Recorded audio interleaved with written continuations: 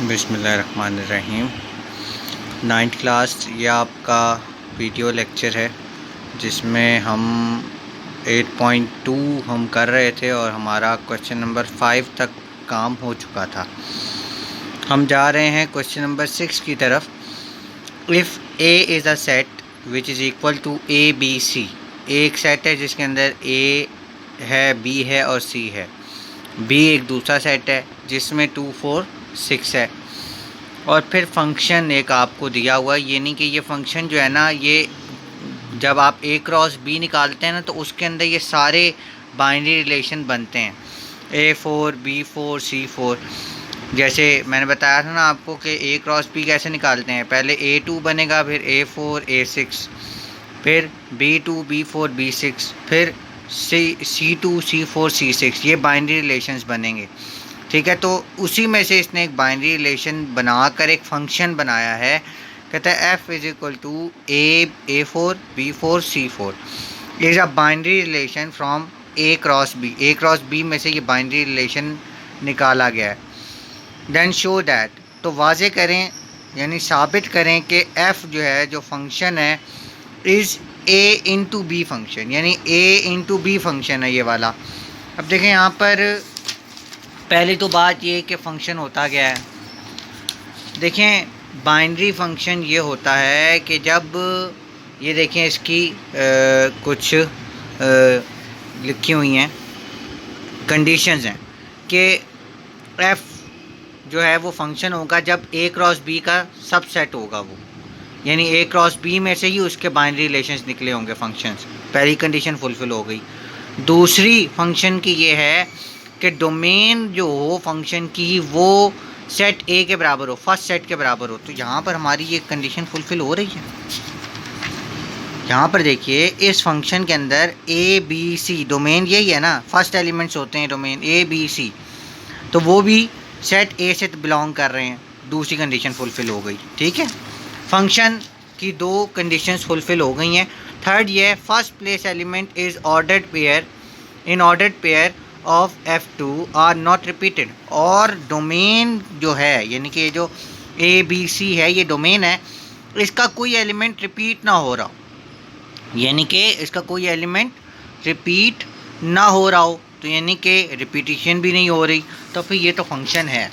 अच्छा चलें, फंक्शन तो हो गया प्रूफ, लेकिन अब फंक्शन के साथ हमें ये भी प्रूव करना है कि ये कौन सा फंक्शन है, ए इंटू बी फंक्शन है या नहीं है। अब देखिए ज़रा, इस पर आ जाइए। कहता है domain f is equal to A B C. ये पहली बात फंक्शन के लिए, ये इज इक्वल टू ए है, फर्स्ट ए सेट के बराबर है। डोमेन ए बी सी जो है वो डोमेन के बराबर है, ए सेट के बराबर है। Now we see that none of the first element of ordered pair of f is repeated so. तो डोमेन में से जो एलिमेंट्स हैं वो रिपीट न हुए हों, यानी कि रेपिटिशन भी ना हो किसी एलिमेंट की, जो लो ये भी रिपीटिशन नहीं हुई। फिर उसके बाद so f is function from a to b। Function तो है, लेकिन अब दूसरी कंडीशन फुलफिल होनी चाहिए कि a इंटू बी फंक्शन है या नहीं है। a इंटू बी फंक्शन के लिए ज़रूरी है कि जो रेंज है ना वो सेट b के बराबर ना हो। यहाँ पर सेट b किसके बराबर था? सेट b था 2 4 6। अगर 2 4 6 ही रेंज है तो रेंज यहाँ पर क्या है, सेकंड एलिमेंट जो होता है बाइनरी रिलेशन का वो रेंज होती है 4 4 4। लेकिन ये रेंज तो इस सेट के बराबर नहीं है। 2 4 6 ये सेट था, लेकिन इस रेंज के सेट में तो सिर्फ और सिर्फ 4 आ रहा है, सिर्फ और सिर्फ 4 आ रहा है। तो ये तो सेट बी के बराबर नहीं है। और ए इंटू बी की ये कंडीशन है कि वो रेंज जो, यानी जो बाइनरी रिलेशन की को डोमेन हो, वो रेंज जो है जिसको आप रेंज कह रहे हैं, रेंज जो है वो सेकंड सेट के बराबर ना हो, बी सेट के बराबर ना हो, जो कि नहीं है।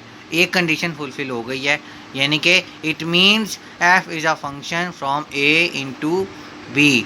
तो ये फंक्शन जो है a इंटू बी फंक्शन है। तो ये आपकी बात प्रूफ हो गई। उसके बाद क्वेश्चन नंबर 7 क्या कहता है? सेम टू सेम क्वेश्चन है, क्वेश्चन नंबर 6 जैसा है। देखिए अब ज़रा, if A is equal to L M N, A एक सेट है जिसके अंदर एल एम एन है, बी दूसरा सेट है जिसके अंदर 1 2 3 है, और जी एक उसने फंक्शन दिया हुआ है। वैसे इसको असूलन कैपिटल जी लिखना चाहिए था, यहाँ छोटा जी लिखा हुआ है, असूलन इसको बड़ा जी लिखना चाहिए था। फंक्शन को कैपिटल लेटर से शो किया जाता है। जी is equal to L3 M1 N1, ये एक बाइनरी रिलेशन उसने बनाकर हमें दे दिया। Is a binary relation from A cross B, A cross B में से बाइनरी रिलेशन निकाला है। Then show that G is A into B function. तो फिर बताइए कि जी जो है ए इंटू बी फंक्शन है कि नहीं। फिर वही बात करेंगे, पहले कंडीशन फुलफिल क्या हो रही है, डोमेन ऑफ जी, जी की डोमेन क्या है, L M N, first element L M N, तो डोमेन क्या बन गई, L M N, which is equal to A set. A set यहाँ पर क्या था, एल एम एन के बराबर था ना, ये देखिए ये एल एम एन के बराबर है, तो ये सेट ए के बराबर है। तो फर्स्ट कंडीशन फुलफिल होगी, यानी कि कुछ लग रहा है कि हाँ जी ये फंक्शन तो है। फर्स्ट कंडीशन फुलफिल हुई। अभी सेकंड कंडीशन देखें, we see that none of the first element of the ordered pair in G is repeated. Second condition भी फुलफिल हो गई कि कोई एलिमेंट डोमेन का रिपीट नहीं हुआ। ठीक है, सेकंड कंडीशन फुलफिल हो गई, फंक्शन हो गया। So G is a function from A to B, A to B function है। अब मुझे बताइए रेंज जो है वो बी के बराबर नहीं होनी चाहिए इन टू बी फंक्शन में, जो कि वो कह रहा है। रेंज यहाँ पर क्या आ रही है, 3 1 या 1 3 कहें, 1 3 रेंज है। ठीक है, now range of G is equal to 1 3 which is not equal to B. लें जी, यहाँ पर बी सेट किसके बराबर था, 1 2 3 के। आपके पास रेंज क्या आई है, आपके पास रेंज आई है 1 3, जो कि बी के बराबर नहीं है। तो इट शोज़ दैट, ये आपको बताता है कि G is function from A into B. तो हमें ये पता चला कि ये ए इंटू बी फंक्शन है। यहाँ पर ये इंटू लगेगा,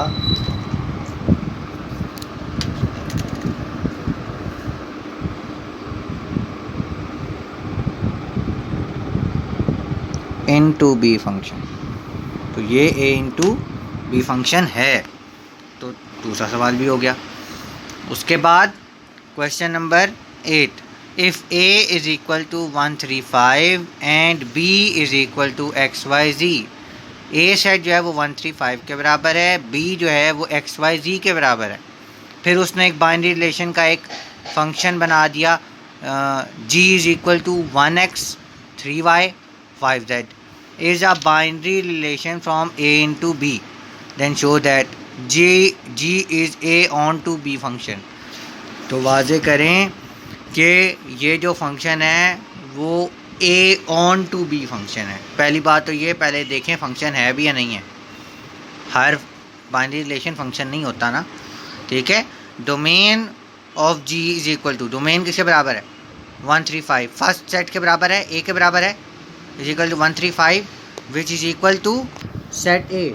हमारे पास सेट ए क्या था, 135, और ये भी डोमेन कितनी आ गई, 135, तो ये ए के बराबर है, ए सेट के बराबर है।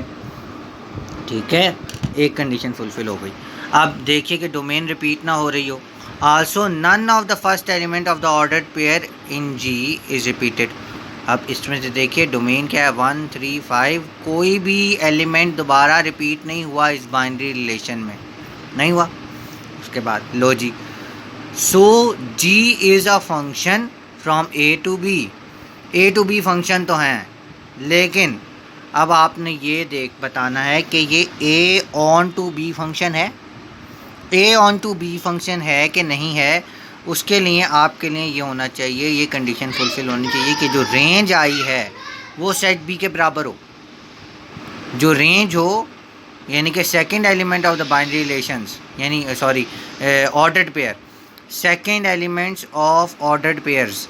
ये देखिए एक्स वाई जी, तो एक्स वाई जी आई है range, range of G is equal to X Y Z which is equal to B. वो किसके बराबर है, बी सेट के बराबर है। बी सेट क्या था, एक्स वाई जी, तो यहाँ पर रेंज क्या आई है, X Y Z is equal to B. It shows that G is a function of A onto B. तो इससे वाज़ेह हुआ कि जी जो है वो फंक्शन है ए ऑन टू बी। ठीक है, इसके बाद आपका 8.2 का जो एक्सरसाइज वर्क है वो कंप्लीट हो जाता है। उसके बाद आपका जो रिव्यू एक्सरसाइज है वो स्टार्ट हो जाती है। Encircle the correct answers. If A and B are two non empty set, A और बी दो नॉन एम्प्टी सेट हों तो ए यूनियन बी किसके बराबर होता है? बी यूनियन ए के बराबर होता है।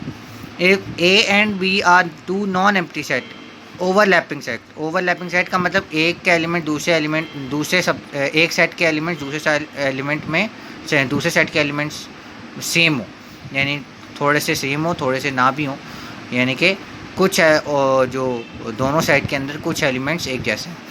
तो A intersection B is equal to B intersection A के बराबर हो जाएगा।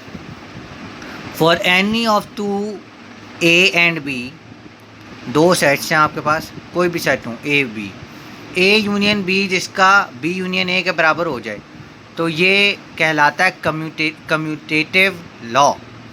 ये कम्यूटेटिव प्रॉपर्टी ऑफ सेट्स है अंडर यूनियन, तो कम्यूटेटिव लॉ कहलाता है वो।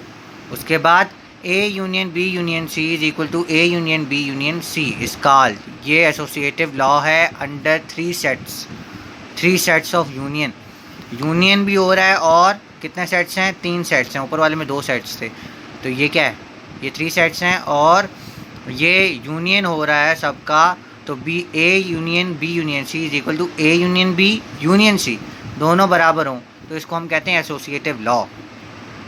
फिर उसके बाद अगर U एक सेट है, यूनिवर्सल सेट 1 2 3 4, ए सेट के अंदर से 4 है तो ए कॉम्प्लीमेंट कैसे निकालेंगे? यूनिवर्सल सेट में से ए के एलिमेंट को निकाल दें तो 4 को निकाल देंगे तो 1 2 3 बच जाएगा। ये यूनिवर्सल सेट में से इसका सबसेट ए कॉम्प्लीमेंट निकल आया। If U is equal to 1 2 3, अगर U जो है वो 1 2 3 है और A जो है 1 है, देन U माइनस ए, वही बात है, कॉम्प्लीमेंट ही निकालना है, तो 1 को निकाल देंगे तो बच क्या जाएगा? 2 और 3। तो उसके बाद A यूनियन B का कॉम्प्लीमेंट किसके बराबर होता है? A यूनियन B का जो कॉम्प्लीमेंट होता है वो होता है A कॉम्प्लीमेंट लें फिर B कॉम्प्लीमेंट लें और दोनों का इंटरसेक्शन ले लें, वो उसके बराबर हो जाता है। फिर A इंटरसेक्शन B कॉम्प्लीमेंट, तो फिर क्या होगा? उल्टा हो जाएगा। A कॉम्प्लीमेंट लें, B का कॉम्प्लीमेंट लें और दोनों का यूनियन ले लें। यहाँ इंटरसेक्शन था, यहाँ यूनियन आ जाएगा, और यहाँ पर यूनियन था, यहाँ इंटरसेक्शन आ जाएगा। उल्टा चलता है यूनिवर्सल और यूनियन और इंटरसेक्शन एक दूसरे से उलट चलता है यहाँ पर। If R is equal to, अगर R एक यानी फंक्शन है, बाइनरी रिलेशंस का फंक्शन है, 4 5 फंक्शन तो मैं गलत कह रहा हूँ, फंक्शन तो ज़रूरी नहीं है कि फंक्शन भी हो, उसके नई कंडीशन फुलफिल होनी चाहिए। 4 5 एक बाइनरी रिलेशन बना हुआ है, 4 5 5 4 5 6 6 4, then the domain of R। Domain of R क्या है? 4 5 6, रिपीट नहीं होनी चाहिए, रेपिटेशन नहीं होती डोमेन के सेट में। जब डोमेन का सेट बना रहे होते हैं तो उसमें रेपिटेशन नहीं होती, 4 5 6 ही आएगा, तो डोमेन ये आ गई। उसके बाद if R is equal to 4 5 5 4 5 6 6 4, then range of R is, तो रेंज ऑफ R किसने के बराबर हो जाएगी? सेकंड एलिमेंट देखें, 5 4 6 4, तो 4 5 6 ही इसकी रेंज है, रेपिटेशन नहीं होगी। उसके बाद फिर इन द ब्लैंक्स हैं, A union B complement equal to A complement union B complement, ये पहले करके आया हूँ अभी इनसर्कल द करेक्ट आंसर्स में। A intersection B complement is equal to A complement union B complement, अभी मैंने करवाया। ये भी सेम है जैसे MCQs था, और ये भी दोनों MCQs सेम है, जो MCQs में था वही फिल इन द ब्लैंक्स उसने करके दे दिया। If A and B the two non empty set, then A union B is equal to B union A is called commutative law under union. फिर यहाँ पर भी वही है, कम्यूटेटिव लॉ अंडर इंटरसेक्शन, वहाँ पर यूनियन था, यहाँ इंटरसेक्शन आएगा, यहाँ पर इंटरसेक्शन का फंक्शन हो रहा है ना, तो ये कम्यूटेटिव लॉ अंडर यूनियन है और ये कम्यूटेटिव लॉ अंडर इंटरसेक्शन है। Any subset of Cartesian product is called a binary relation. कहता है किसी रिलेशन, ये देखिए अगर इसमें से ये एक रिलेशन है, बाइनरी रिलेशन है, इनमें से मैं दो ऑर्डर पेयर निकाल लूँ तो वो इस ऑर्डर पेयर इस सेट का हिस्सा तो है ना, तो वो सबसेट बन जाएगा। सबसेट का मतलब छोटा सेट, किसी सेट का छोटा सेट, कायम मकाम, ठीक है। तो वो बाइनरी रिलेशन कहलाता है, ठीक है। उसके बाद कहता है if R1 is equal to 1 2 3 4 5 6 then domain of R1 is equal to 135। तो डोमेन क्या हो जाएगा 135। यहाँ पर रेंज बता दीजिए 2 4 6, range of R1 is equal to 4 6। If F is function हो A onto B then every element of the set A has its image in set B। तो फिर क्या है कि सेट B के अंदर उसकी सारी रेंज मौजूद होनी चाहिए, ठीक है। उसके बाद क्वेश्चन नंबर 3 है, यह आप खुद करेंगे। जैसे कि आपका क्वेश्चन 8.1 में जो था, मैं भी दिखा देता हूँ आपको। 8.1 में